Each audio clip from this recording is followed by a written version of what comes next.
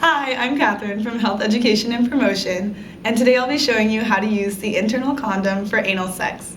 The internal condom can also be used for vaginal sex, so if you're interested in that, please check out our other YouTube videos.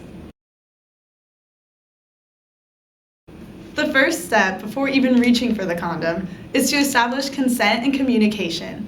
You want to make sure that both you and your partner have given consent, which means both of you have decided to be enthusiastically willing participants in the sexual act about to happen. You also want to make sure you're both on the same page and you've talked about likes, dislikes, and boundaries. The next step is to check the packaging. You want to make sure that the condom has been stored in a cool place without friction, because heat and friction can actually degrade a condom. So if it has been stored in a wallet or on a car dashboard for an extended period of time, you're going to want to get rid of that condom. The next step after that is to check the expiration date. So this one is usually located right on the inside of this flap. And then after you've done those things, you can now check to make sure that there's an air bubble. You want to make sure that when you press down on the package, there's air pushing back on your finger, and it should sound kind of like a chip bag.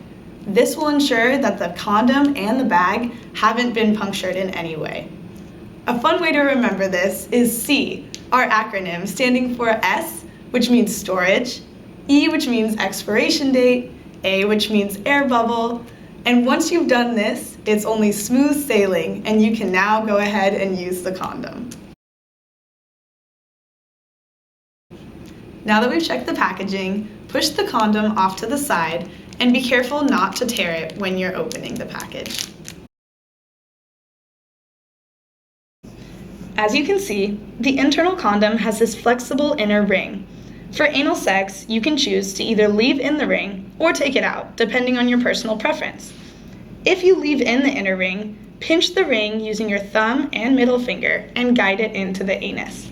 Once in place, the external anal sphincter holds the ring and condom in place.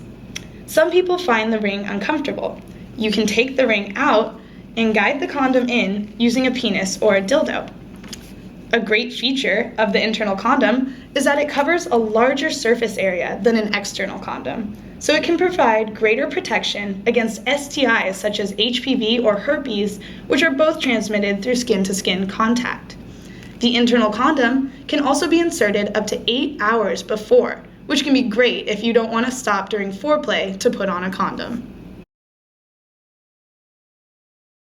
Once the condom is inserted, make sure the condom opening is not twisted before guiding in the penis or the dildo. The internal condoms we have at the Love Lab are made of nitrile, so they're latex-free. Nitrile also helps transmit heat better, so many people like this because it makes it feel like sex without a condom. It is also a great alternative when people feel like an external condom is too tight for the penis.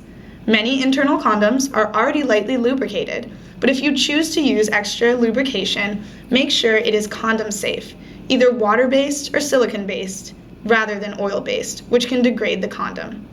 Also, when using an internal condom, do not use it with an external condom or another internal condom. Double bagging it will actually create more friction and increase the likelihood of breakage. After use, twist the internal condom so that ejaculatory fluid does not spill out, and carefully guide it out. If you left in the inner ring, use your index finger to pull it out. These are not reusable, so after use, make sure to dispose of it in the trash. If you are concerned about STI transmission because of breakage, you can call our advice nurse, who is available 24/7. If you're interested in an internal condom, they're located on top of the Love Lab. This has been a demonstration of the internal condom for anal use. If you have any questions or want to pick up safer sex products, you can visit the Love Lab, located in the Health Education and Promotion office during office hours and in the ARC lobby on Thursday nights.